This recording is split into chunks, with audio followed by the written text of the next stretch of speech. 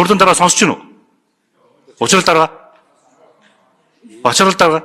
Энэ өчтөр хилцэн асуудлуудыг тухайн өдөрт нь санал хураахгүй бол өчигдрийн хурал суугаагүй хүн өнөөдөр их чуулганы хуралдаан суугаад хурал суусан мэтэр санал өгж байгаа байхгүй юу? Энд чинь өөрөө бас сайн ярих юм бол дэгийн тухайд зөрчил болно. Тэгээд цаашдаа тухайн үедээ хэлж байгаа асуудлыг яг хэлж дуусныхын дараа санал хураадаг болж иж энэ улсын хурлын гишүүн тангимдаа суудаг болно. Санал хураалтанд оролцдог болно. Эрдэнэтэй идэвхтэй болно. Тэгэхгүй бол одоо ингээд бид нар за их хурлын гишүүдийн эцгийг харж агаад за энийг маргааш санал хураа гэх юм бол өнөөдөр хурал ямар нэгэн шалтгаанаар суугаагүй их хурлын гишүүн маргаашийн хурал суугаад тухайн асуудлыг хилцэн асуудал орсон болоод санал хураалтанд орчиж байгаа юм. Тэгэхээр энэ бол маш том юм одоо зөрчил шүү. Маш том логикийн алдаа. Хэрвээ тухайн үед тухайн өдрөө их хурлын дараа сонсч гин үү? Учрал дараа. Бачрал дараа.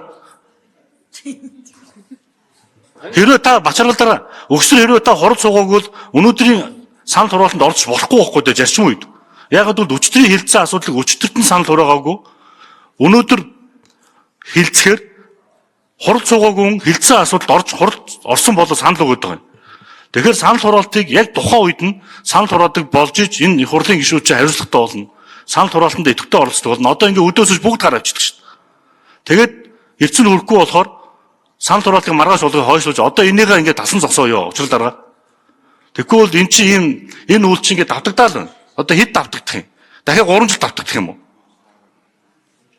Тэгээд яг тухайн үедээ санал ороод бол унал тэрэл үз. Босвол тэрэл үз. Унал тэгээд тэр тухайд оролцсон хуралдаа суугаагүй эсвэл хуу санаалчин гişүүдийн өөрсдөө л буруу шүү.